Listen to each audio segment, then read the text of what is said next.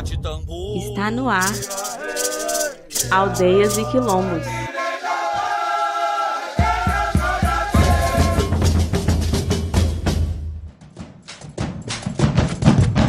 Olá, minha gente, licença para chegar. Seja muito bem-vindo e seja muito bem-vinda ao Aldeias e Quilombos, em sintonia com a ancestralidade afro e indígena brasileira.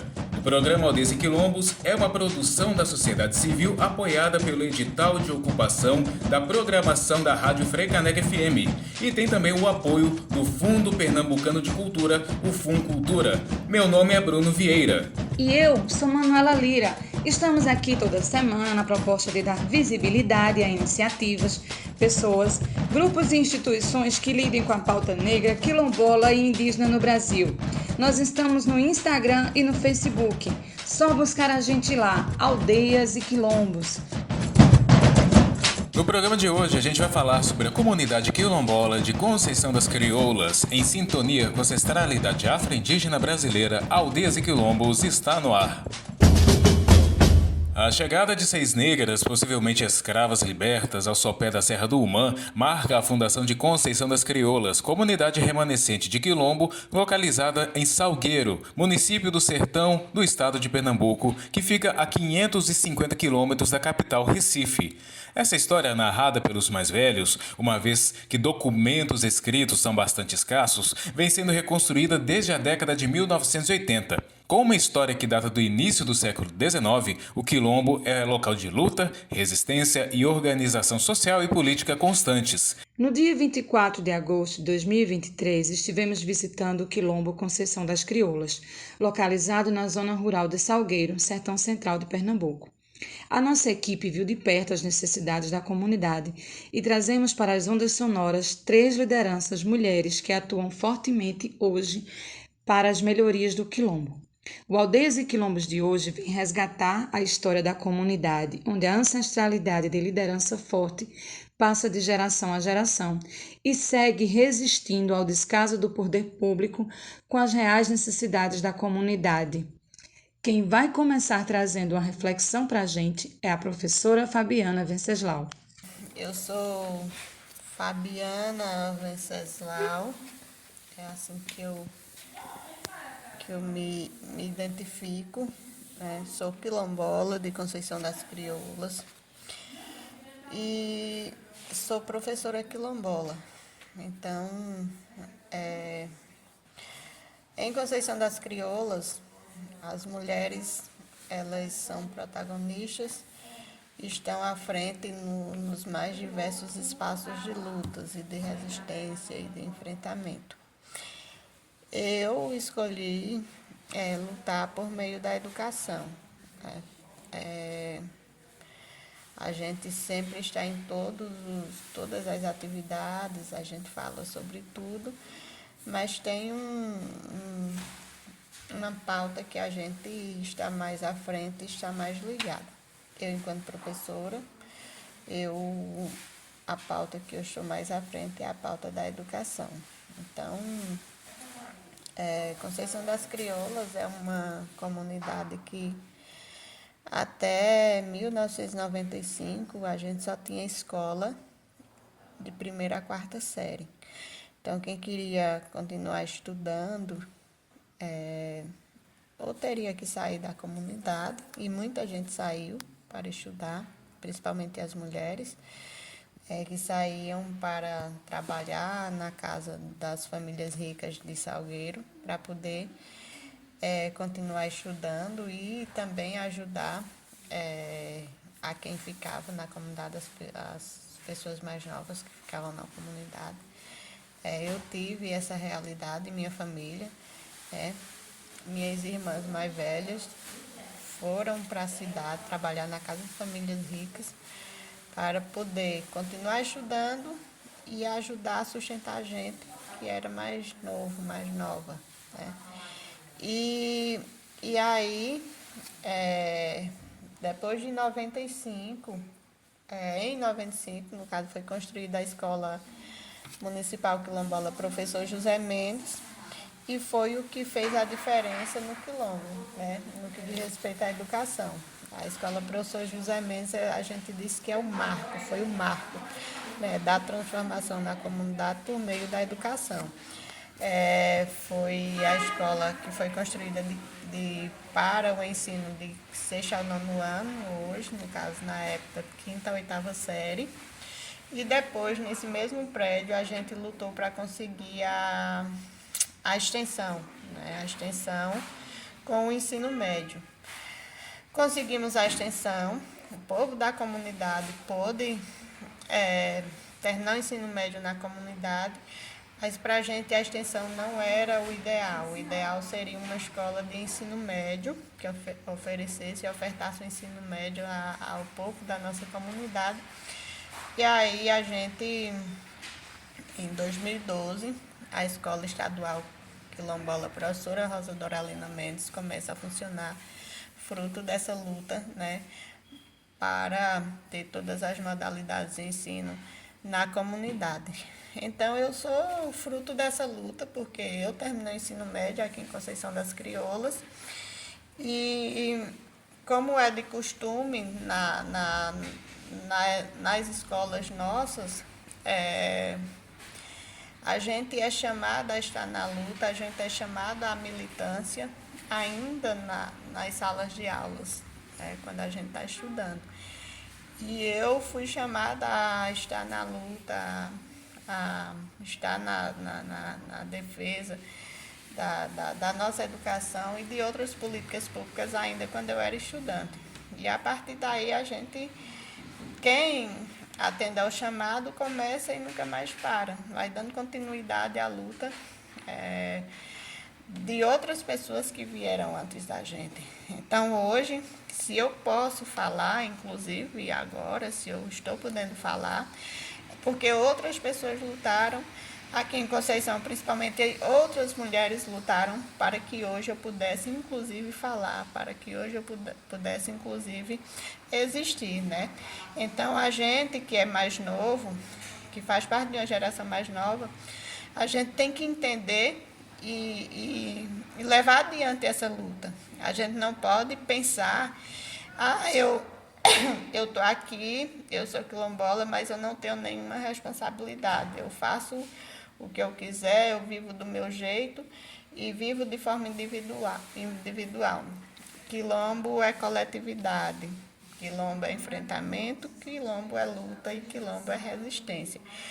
Então, para que a gente tenha a tão sonhada liberdade, porque nenhum de nós ficamos livres quando aconteceu a falsa abolição ou a falsa libertação. Naquela época, nenhum de nós ficou livre, né? A liberdade ela é conquistada diariamente, né? Nos enfrentamentos, nas lutas e nas resistências. Então, a educação em Conceição das Crioulas é um espaço que a gente usa para conseguir essa liberdade que o nosso povo tanto precisa e tanto sonha. Porque, como a gente costuma dizer aqui, não adianta ter escolas no quilombo, não adianta ter escolas quilombolas. Se essa escola ou se essa educação for a reprodução daquele modelo colonizador, do modelo que visa fortalecer o capitalismo, o eurocentrismo e todos os ismos que não nos representam. Então, a função da escola em Conceição das Crioulas não é só ensinar os estudantes a ler e a escrever, também é isso, mas visa também, né, libertar a gente, fazer a libertação das mentes, que é a libertação mais difícil. E o que seria essa libertação das mentes, né?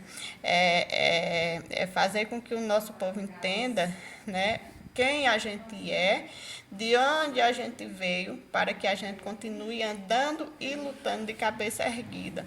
Por que eu digo isso? Porque houve um tempo que a gente não andava de cabeça erguida, porque a gente sofria muito preconceito, porque a gente sofria muito racismo e ainda sofre. A diferença é como a gente lidar com isso. Hoje, a partir conhecimento da nossa história, principalmente a nossa história de origem, né? A gente adquiriu pertencimento, né? De ter orgulho de dizer que é quilombola e que é de Conceição das Crioulas. Então, o racismo, infelizmente, ele não vai deixar de existir, mas a gente pode enfrentar ele de cabeça erguida e entender que nosso povo não é feio, que nosso povo não é inferior por ser preto, por ser preta, e que a gente, né, tem as mesmas capacidades que qualquer outra pessoa. A gente não tem, o que falta para a gente é ter as mesmas condições, né? E é por isso que a luta é constante, não pode parar, e é por isso que a gente continua na luta, porque o nosso povo ele sempre foi deixado no esquecimento, na invisibilidade, e aí é correr atrás, todo dia é um correr atrás para conseguir, né, ver se a gente tem o mínimo, né, que foi negado, que foi tirado do nosso povo. E a gente fortalece as nossas bases, a nossa base por meio da educação, a educação escolar quilombola e a educação quilombola. A educação quilombola é aquela que a gente aprende com as pessoas mais velhas, porque em comunidade quilombola o que a gente tem de mais importante são os conhecimentos que são transmitidos pelas pessoas mais velhas, e que aqui em Conceição das Crioulas a gente dá o nome de pedagogia crioula, né? E aí, aqui a gente tem a nossa pedagogia crioula nas nossas escolas, no nosso território, no nosso dia a dia. Mas a gente também já entendeu a importância de ocupar outros espaços, que para a gente também são espaços de luta, que são as universidades. Então, a gente, os professores e professoras das 4 escolas quilombolas que a gente tem, são graduados nas suas respectivas áreas, e há um incentivo muito grande dessas pessoas, inclusive eu, continuar estudando. E por conta desse incentivo e da importância que a gente vê de ocupar esses espaços, né? Hoje eu estou no mestrado, sou mestranda na Letras, né? Eu sou estudante lá da URGS, Universidade Federal do Rio Grande do Sul, em Porto Alegre, porque a gente também acha importante incentivar os nossos jovens, nossos adolescentes e nosso povo a ocupar esses espaços, né? A gente, a maioria de nós, ou todos nós, nossos pais foram e são agricultores e agricultoras. Mas nossos jovens, nossas crianças, o nosso povo, eles podem ser também, além de agricultores e agricultoras, eles podem ser tudo que eles quiserem ser. Por muito tempo foi tirado do nosso povo também a capacidade de sonhar, né? A capacidade de entender que a gente pode ser médico, que a gente pode ser advogado, que a gente pode ser engenheiro, que a gente pode ser o que a gente quiser ser. Para que a gente consiga ser essas coisas, a gente precisa ir na universidade, estudar, mas a gente entende também que é importante a gente incentivar e dizer o objetivo da gente lá, né?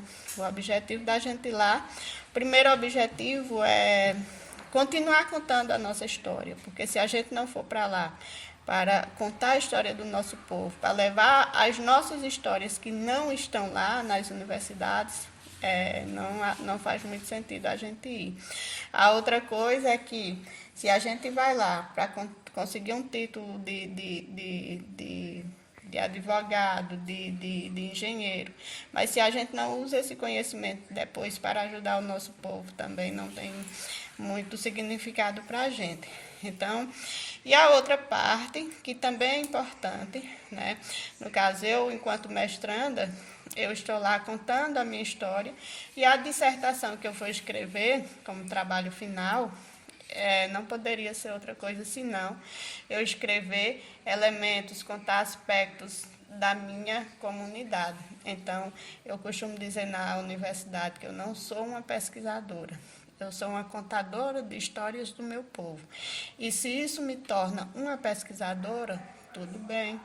um complementa o outro. Mas aí, né, eu ainda deixo registrada essa questão, né, da importância de a gente adentrar as universidades. Eu sou estudante do mestrado pelas ações afirmativas, é importante dizer isso também, né, as ações afirmativas dentro da universidade têm que continuar existindo, as cotas raciais precisam continuar existindo, para ver se a gente consegue diminuir essa desigualdade que há.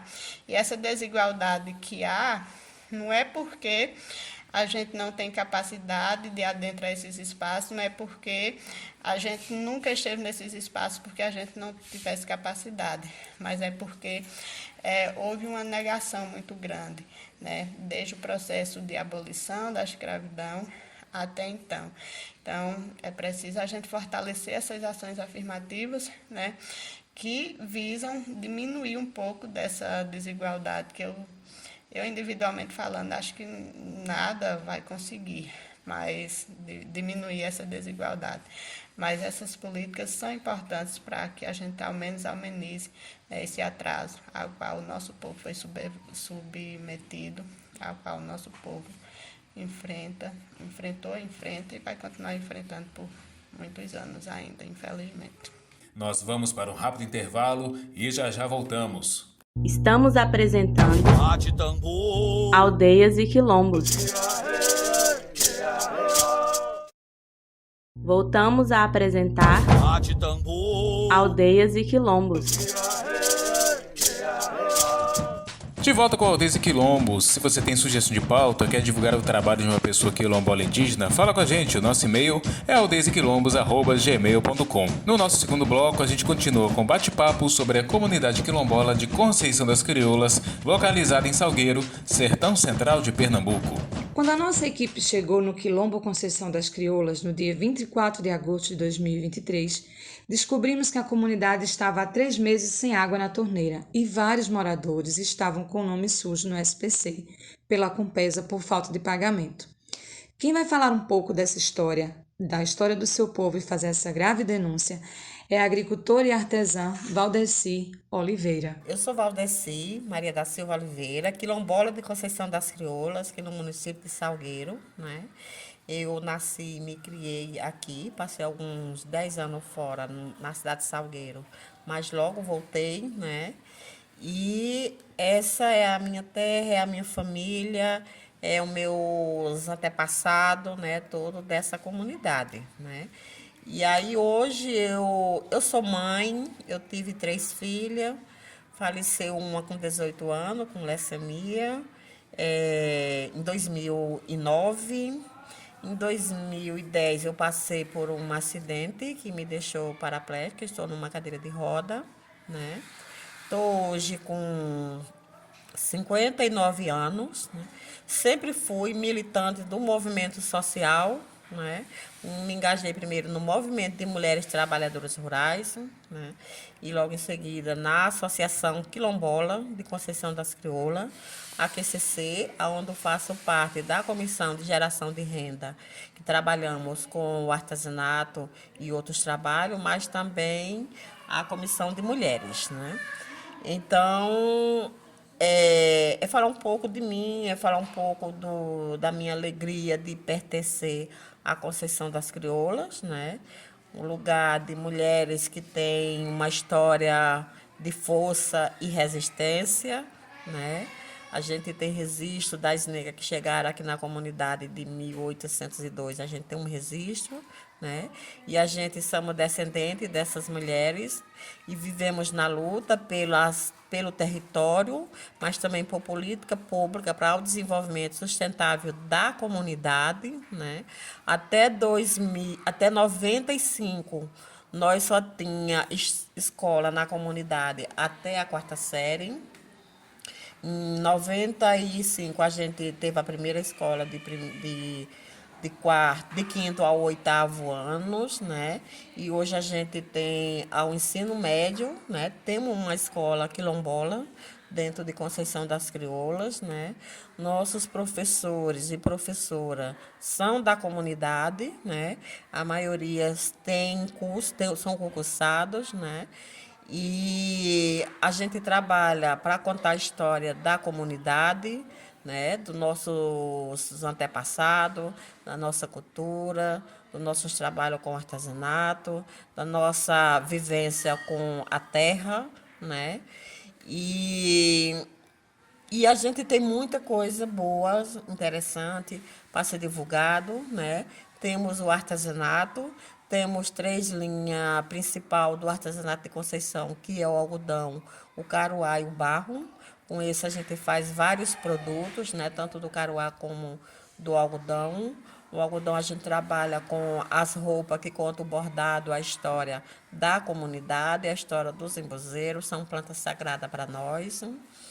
Trabalhamos o caruá, que são resistentes e vem passando das pessoas mais velhas para o mais jovem, né? E o barro, que é a conquista do território, onde a gente não podia estar entrando, que hoje é demarcado pelo governo federal, onde a gente pode acessar essa matéria-prima para a gente estar trabalhando. Mas muitas das políticas públicas, de tanta gente lutar, já chegou.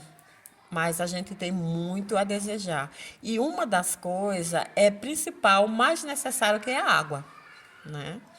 Nós temos uma edutora na comunidade, em 2 vilas, mais central, que é a Vila Centro e Vila União, aonde tem cano e tem conta para pagar.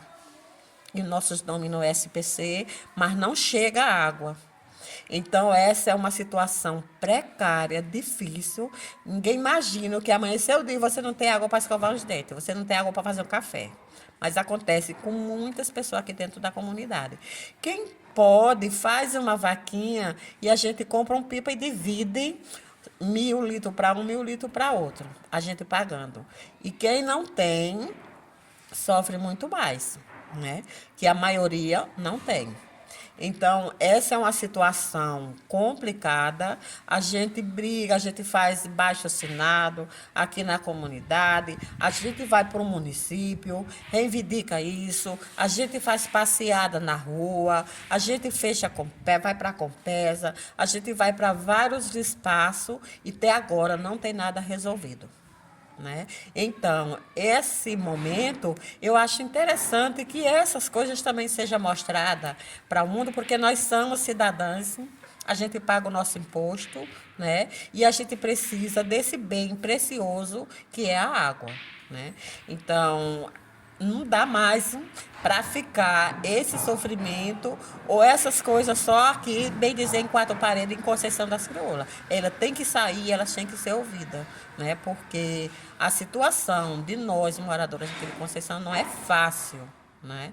E aí é um local quente, né? Onde a gente precisa estar tomando água, né? Porque é vida, né? Mas a gente tem dificuldade. A gente não pode tomar água e matar a sede com um copo d'água, porque falta criança, falta outra pessoa também tomar água. Então, isso é muito complicado, né? E não é porque a comunidade não luta, né? A gente luta, a gente briga, a gente vai atrás. Mas parece que é assim, no primeiro momento que a gente vai, o pessoal faz um auê, uma coisa, como se vai resolver. Pronto, a gente foi, fica aqui aguardando, volta para das pressões que a gente faz, fica aguardando e até agora nada de concreto resolvido para que essa comunidade, para que essa população tenha, de fato, esse bem precioso que é a água. E desde quando, dona Val, que tem acontecido essa questão da água?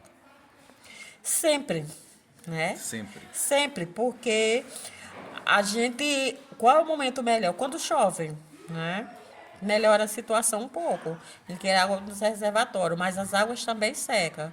Mas, principalmente, a Vila Centro e a Vila União, ela tem uma adutora, né? Então, até mesmo os carro-pipa, para essas 2 comunidades, que as comunidades vizinhas também não é tão fácil, mas para essa fica complicada, porque assim, pelas políticas públicas, não, carro-pipa para lá não precisa, cisterna para lá não precisa, porque tem água encanada.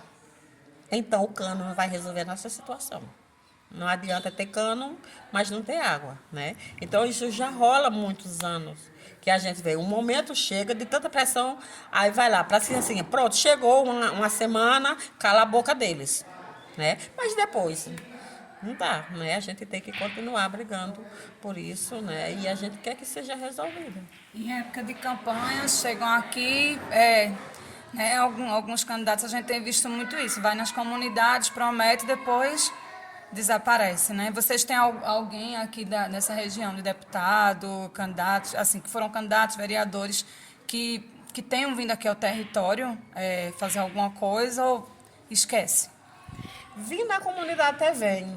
Resolver é o que não está sendo feito, né? Tem muitos, né? Porque assim, a última pressão que a gente fez no município, você imaginava que agora resolvemos, chegamos ao objetivo que a comunidade quer, é ter água. De tantas pessoas que se diziam compadecidas para resolver essa situação, né? Câmaras de vereadores, de outros, né? Mas até agora nada resolvido, nada, né? Então, é uma situação complicada. Nós fizemos, né? Então, não adianta os políticos vir aqui falar que vai resolver se não está resolvido, né? Então, eles vêm. Resolver, não, né? Porque se tivesse resolvido, nós tínhamos água. Nós fizemos um encontro com 4 países agora no mês de julho, onde a gente teve que ser socorrido com carro-pipa, né? E aí não dava certo, porque nós estávamos com mais de 500 pessoas na comunidade. Para nós que estamos no dia a dia, a água já está pouco, ainda mais a gente trazer mais de 500 pessoas, né? Onde estava Cabo Verde, Portugal e outro país da África, e muitas universidades daqui do Brasil, na comunidade, uma semana. Foi um evento aqui na comunidade? Foi um evento aqui na comunidade. Qual que foi O evento é o encontro com saberes e sabores na educação, que é o aniversário da Associação Quilombola, onde a gente tem uma parceria com Portugal, que fazemos esse encontro de 2 em 2 anos. Né? Então, foi muito sofrido para a gente poder estar recebendo essas pessoas, sendo abastecida com 1.000 litros de água. Né? Então, isso é complicado. Gente, né? Foi quando, Val, esse evento? Julho. Agora Em julho. Que massa. Tem alguma coisa, Ava, que a gente que a senhora gostaria de reforçar, que a gente, né? Que a senhora não ter falado, mas que gostaria de reforçar? Eu acho que o que eu peço, diante de tantas outras políticas públicas que a gente necessita, porque tem coisas que a gente precisa melhorar na educação, melhorar na agricultura, melhorar outro, mas tem uma coisa que hoje no momento é prioridade. Né? Então, o que eu peço assim, é que os governantes, né, que é quem sabe, compesa, como é que resolve isso, tanto do município a chegar no estado, espero que a governadora um dia, ela também se sensibilize, porque ela é mulher, quem sabe, ela não sabe, né, o que é andar com água, carregar um pouquinho d'água, mas nós mulheres sempre tem esse cuidado mais com a água, né, e para nós mulheres rurais, mulheres do sertão, né? Para ter, quando a gente carregou muita água nas nossas cabeças, né? Hoje a gente precisa de uma água no cano, na água na torneira e não ter, né? É muito difícil. Então, eu espero que um dia chegue também esses apelos que a gente faz, porque eu não faço para mim, eu faço para a comunidade, que isso seja resolvido. Nós vamos para um rápido intervalo e já voltamos. Estamos apresentando Aldeias e Quilombos. Voltamos a apresentar Aldeias e Quilombos. E estamos de volta com Aldeias e Quilombos em sintonia com a ancestralidade afro-indígena brasileira. Este é o nosso terceiro bloco e a gente segue com um bate-papo sobre a comunidade quilombola Conceição das Crioulas, localizada em Salgueiro, sertão de Pernambuco. No bloco anterior, você ouviu o depoimento de Valdeci de Oliveira, agricultor e artesã do Quilombo. Agora vamos acompanhar o depoimento da assistente social Aparecida Mendes, que trabalha na biblioteca da comunidade. No dia da nossa reportagem, Cida gravou um vídeo com a nossa equipe mostrando a insalubridade da água. Meu nome é Maria Aparecida Mendes, eu sou quilombola, aqui de Conceição das Crioulas. Eu tenho 53 anos, tenho uma filha, uma neta e um neto. Eu faço parte do movimento quilombola desde o final dos anos 90.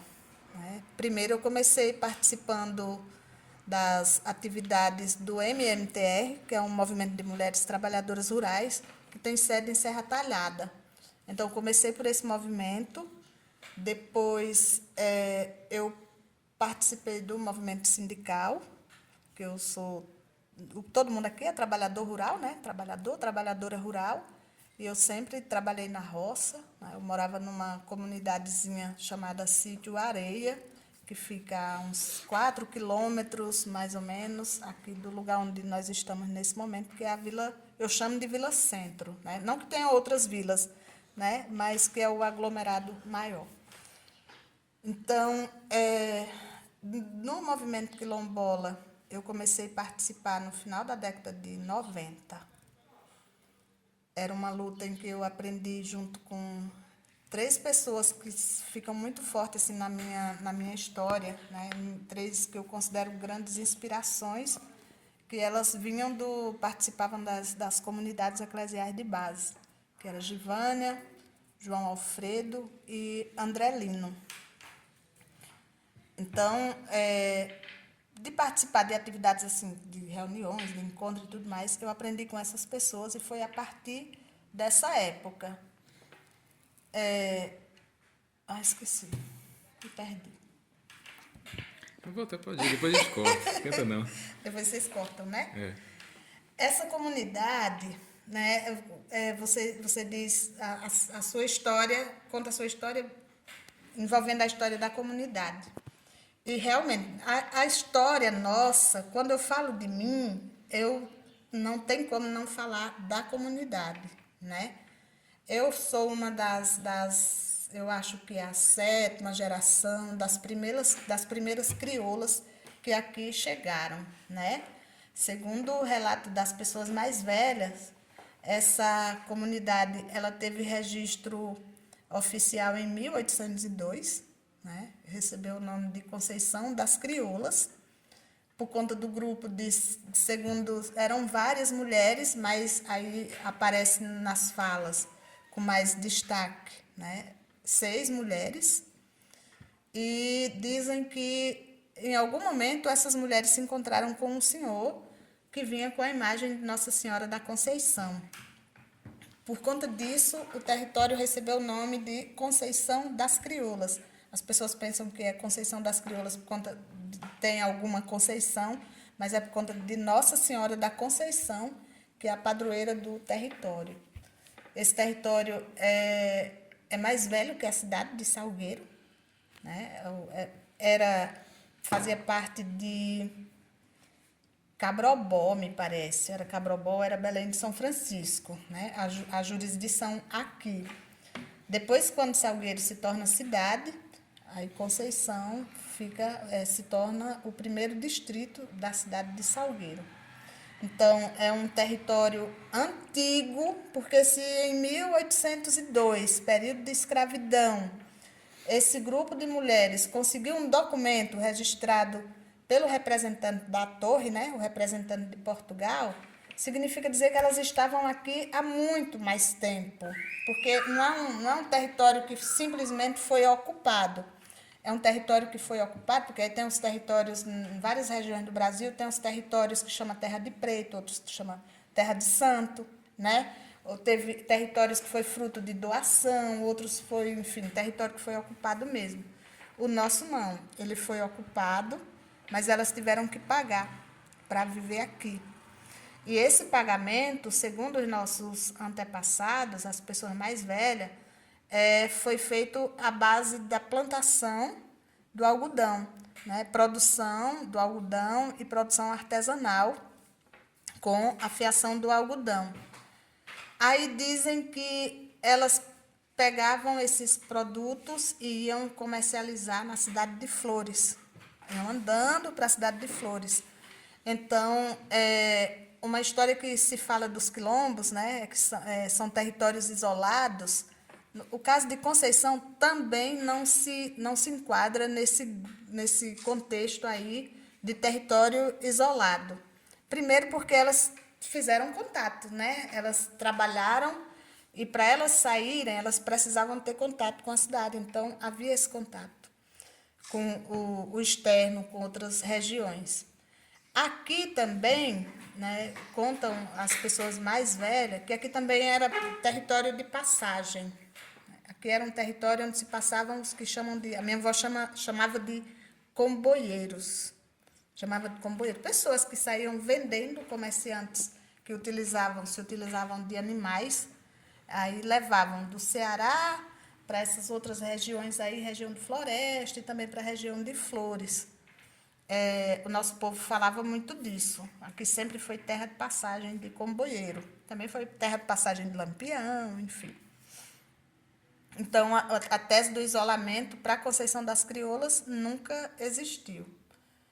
Mas a gente... aí teve a história da invasão, né? A gente chama de invasão, porque se elas pagaram, né, essa espécie de foram pagando devagarinho até chegar o momento de se tornarem donas, elas eram donas, mas com o passar do tempo, aí na medida em que a gente vai estudando, a gente vai também estudando outras realidades, né? Até hoje não se sabe ao certo de onde essas mulheres vieram, não se sabe, porque havia a estratégia de segurança também, mas se sabe que elas chegaram livres, sempre foram livres, é o que elas dizem, sempre foram livres aqui no território, e se sabe que elas eram agricultoras, pois produziam algodão e tinham uma relação com Nossa Senhora da Conceição, então eram católicas. A gente se pergunta, mas essa resposta a gente não teve, eu acho que não vai ter, porque naquele tempo uma das estratégias era não dizer de onde veio, né? Era não dizer qual é a origem para dificultar a perseguição dos capitães do mato. Mas aí a gente se pergunta, né, de onde, enfim, não encontra. Mas sobre a chegada dos fazendeiros aqui, eu tive a oportunidade de fazer umas leituras de alguns artigos sobre a economia canavieira, né, na região litorânea, e se fala da decadência da produção da cana-de-açúcar no século XIX, né? Século XVIII, aliás, no século XVIII. Século XVII, século XVIII. Aí eu me pergunto se tem a ver, mas também não tenho resposta, né? Se tem a ver a chegada desse pessoal aqui com esse período dessas decadências das outras produções para lá. Mas o que se sabe é que foram chegando, né, mas de forma mais acentuada, da metade do século XX para cá, né, de forma mais acentuada, né, se aproximando das pessoas, não com o intuito de reprimir fisicamente, mas com o intuito de se aproximar com uma, entre aspas, amizade, né, das pessoas. Aí começa o compadrio, começa o apadrinhamento dos filhos das pessoas, e se instala o conflito dentro da comunidade, né, porque uns concordam com a doação de pequenos espaços, né, eram pequenos espaços de terra para fazer o que chamavam de logradouro, para fazer curral, enfim. Foram se apossando desses pequenos espaços, se alargando e se apropriaram do território quase que todo. Isso aqui é um território de aproximadamente 18 mil hectares. São 36 comunidades aqui dentro. Então, desse território todo, a comunidade, né, as pessoas que são daqui, o que ficou para ela, na maioria dos casos, foram as áreas de encostas, de serra, ou as áreas mais difíceis de trabalhar. As melhores áreas sempre ficou sobre o domínio dos fazendeiros. E claro, né, como tudo aqui acontece, o pessoal deixou de andar de pés, de jumento, enfim. A minha avó disse que quando ia para a cidade ia de jumento, quando ela era muito novinha, ia com a minha mãe e o transporte era jumento. Com o passar do tempo, os fazendeiros adquiriram transporte, né? Caminhão, né? Andavam de caminhões, também adquiriam gados e tudo mais, então, e pagavam diária de serviço, ainda que fosse em troca de alimento, mas parecia ser uma forma de gerar renda para a população, né? Então, quando a gente retoma, a partir desse momento que eu chamo, que se aproxima do momento atual, que foi a partir da década de 80, né? Com o envolvimento com as SEBs, né? Com a reflexão de que o direito das comunidades precisavam fazer valer, que precisava fortalecer a luta, né? A década de 80 foi uma década de muita luta, de muitos movimentos sociais, movimento sindical, movimento das SEBs, movimento negro, enfim. Só que na década de 80 a gente ainda não era negro, né, assumido. A gente não tinha esse processo de aceitação. Foi a partir do envolvimento com as SEBs que a gente, aos poucos, vai entrando nesse processo de aceitação, de percepção de que não assumir a nossa identidade negra era também uma forma de fortalecer os nossos opressores, aqueles que nos exploravam, né? Porque se eu não, que foi plantado na cabeça do povo negro, e nossa, assim, com muita força, de que por ser pessoa negra, a gente não tinha capacidade. A gente não tinha capacidade de estudar, também não tinha direito de ter acesso à terra, a gente não tinha capacidade de fazer a nossa casa, a gente não tinha... É como se a gente fosse completamente invalidado, sabe? Nada era possível para a gente porque a gente não tinha capacidade, não tinha condições de adquirir, a gente não tinha condições de conquistar. E, infelizmente, essa narrativa, ela ficou, de certa forma, durante um bom tempo na nossa mente. Então, aqui em Conceição, é a partir da década de 80 que a gente começa a pensar diferente, né? E com muito mais intensidade, ali no começo dos anos 90, Givânia foi participar de um encontro no Maranhão.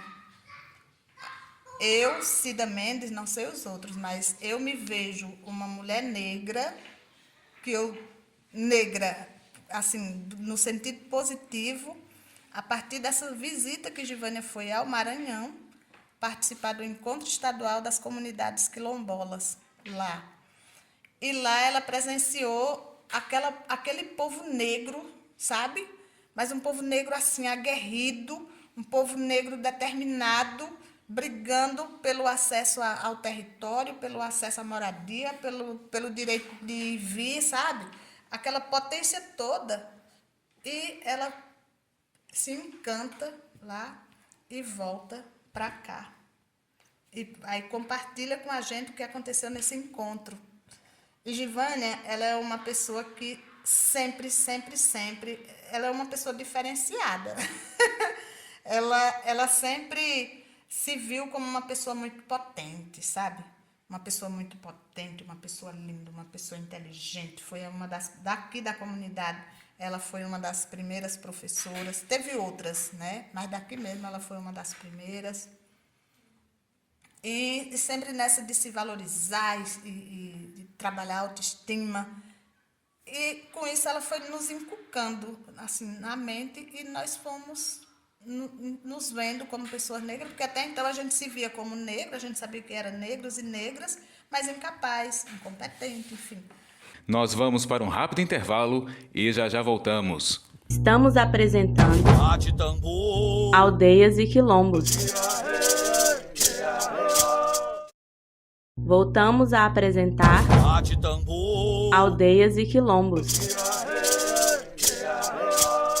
Este é o programa Aldeias e Quilombos. No nosso último bloco, a gente acompanha a segunda parte do depoimento da assistente social Aparecida Mendes, que trabalha na Biblioteca da Comunidade de Conceição das Crioulas, comunidade quilombola de Salgueiro, Sertão Central de Pernambuco.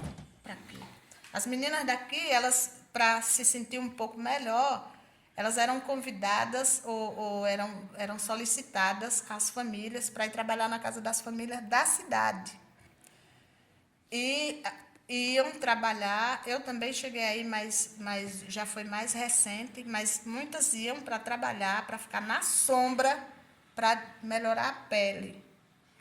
Chegou o tempo do estica, do Quelisa, muitas meninas utilizavam um tipo de produto que queimava o couro cabeludo, porque tinha que ter cabelo liso. Então, trabalhar na casa das famílias era ficar na sombra e ter a esperança de que ia clarear a pele, né? Nós éramos levados e levadas a usar coisas absurdas, como leite de mamão. Leite de mamão escama a pele, queima, né? A gente usava leite de mamão na pele, eu cheguei a usar, para limpar a pele, para clarear. Então, a gente fazia muitas coisas assim, na expectativa de ser aceita e ser valorizada. Então, a partir desse momento em que Givânia faz essas andanças e volta assim, com essa empolgação todinha, a gente foi também entrando nesse processo de autoaceitação. Aí a gente foi vendo, a gente não questionava, por que na comunidade a escola era até a 4ª série e pronto.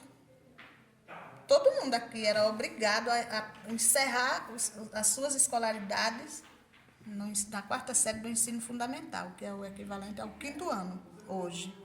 A gente não questionava. E a gente não questionava por que a gente não tinha acesso à água. A água que tinha aqui era água salgada dos açudes ou de caldeirão, né?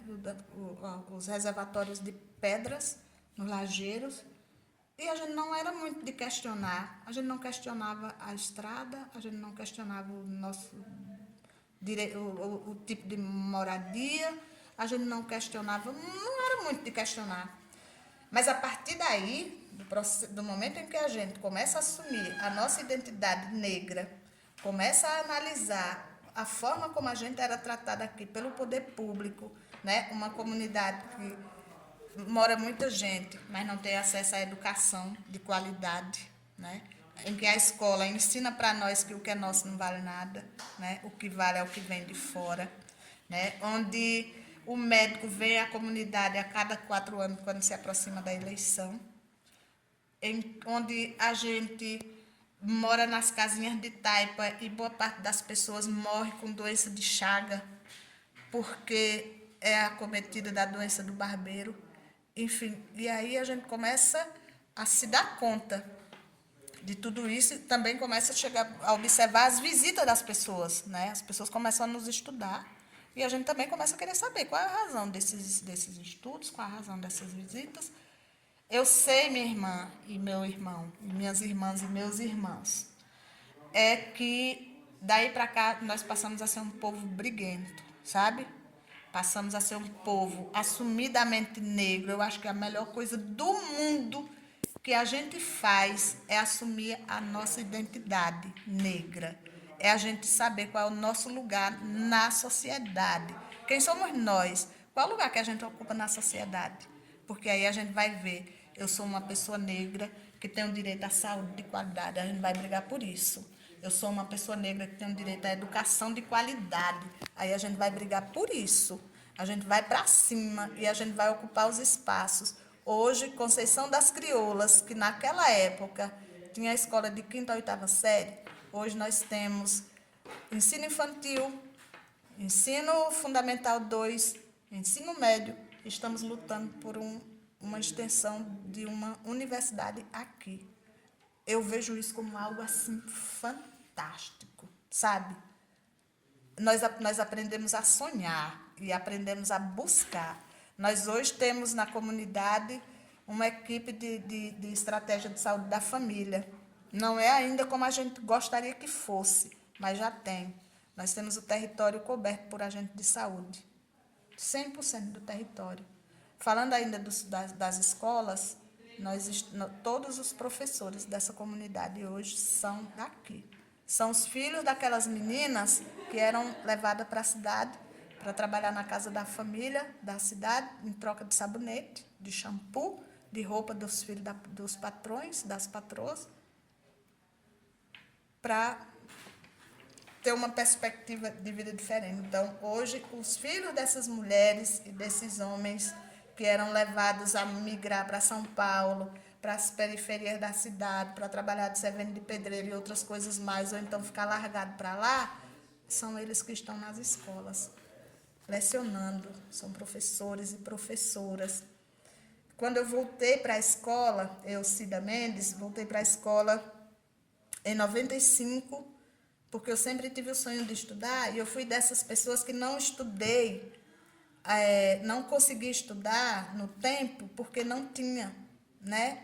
Então, eu parei de estudar na década de 80, em 82.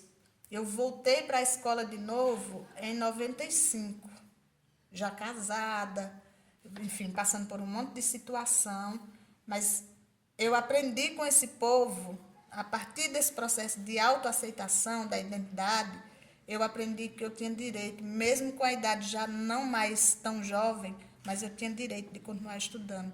Então, contei com a minha filha, acho que hoje, se fosse hoje, o ECA me prendia.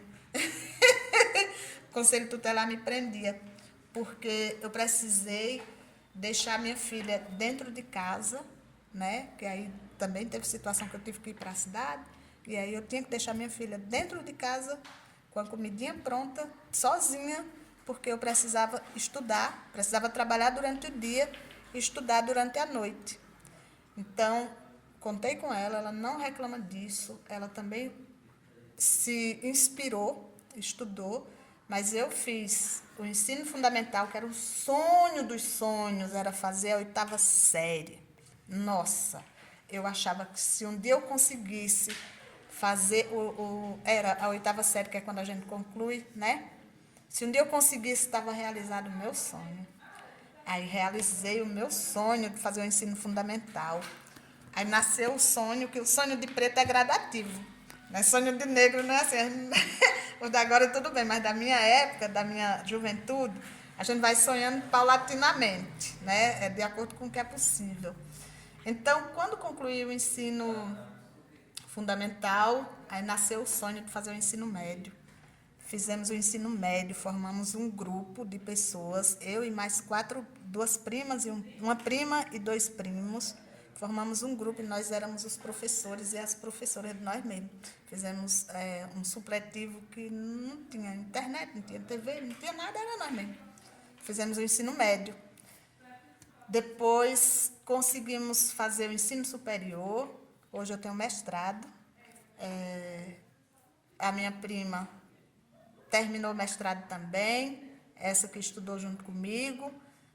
Hoje a gente tem doutor e doutora dessa comunidade. Doutor não é assim, é o médico que eu estou chamando de doutor. O médico tem um ensino superior, mas hoje a gente tem doutora mesmo, doutora que estudou. Givane é doutora, que estudou, fez doutorado, né? E tem outras pessoas eu hoje tenho o sonho de fazer doutorado, né? Do sonho de fazer o ensino médio, hoje eu tenho o sonho de fazer doutorado, e vou fazer. Então, é dessa comunidade que eu falo, e uma comunidade que evoluiu muito. Hoje nós temos uma juventude que se aceita. Você olha a Lorena, que é a nossa modelo. Lorena usa o cabelo assim, do jeito mais lindo desse mundo. Aí você vê as outras meninas num processo de autoaceitação. Os meninos, como a gente não tinha um processo, um sentimento de aceitação com a gente mesmo, enfim. Era um povo que fumava muito, sabe? Um povo que fumava muito, bebia muito. Ainda há quem fume bastante, ainda há quem bebe bastante.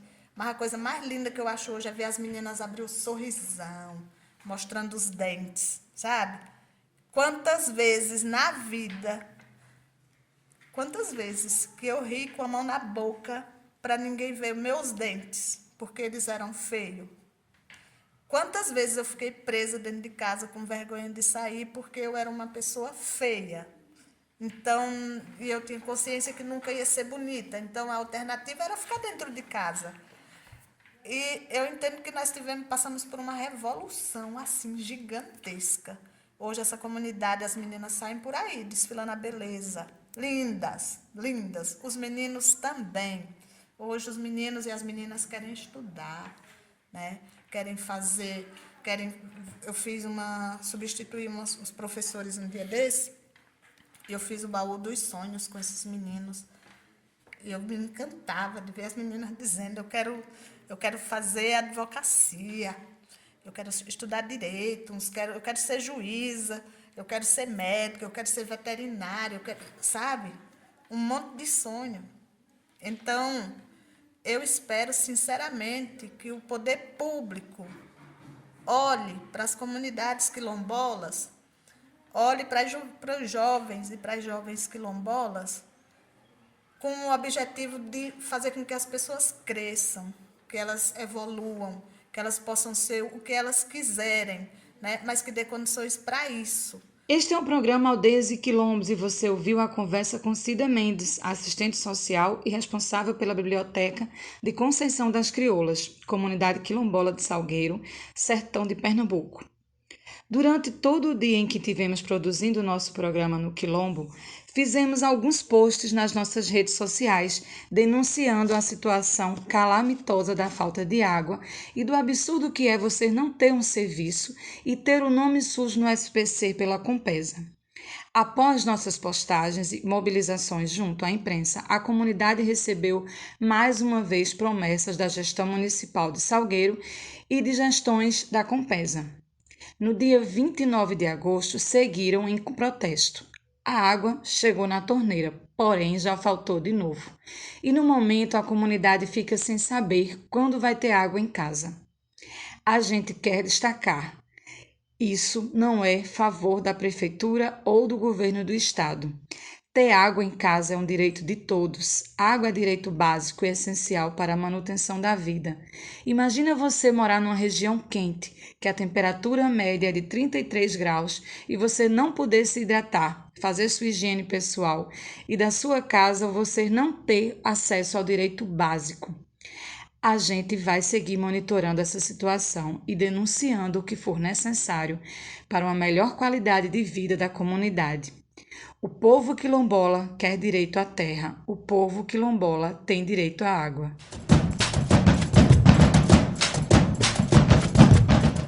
E vamos encerrando o Aldeias e Quilombos de hoje. Agradecemos pela sua presença e sua audiência. Esteja à vontade para sugerir pautas e mandar sua música.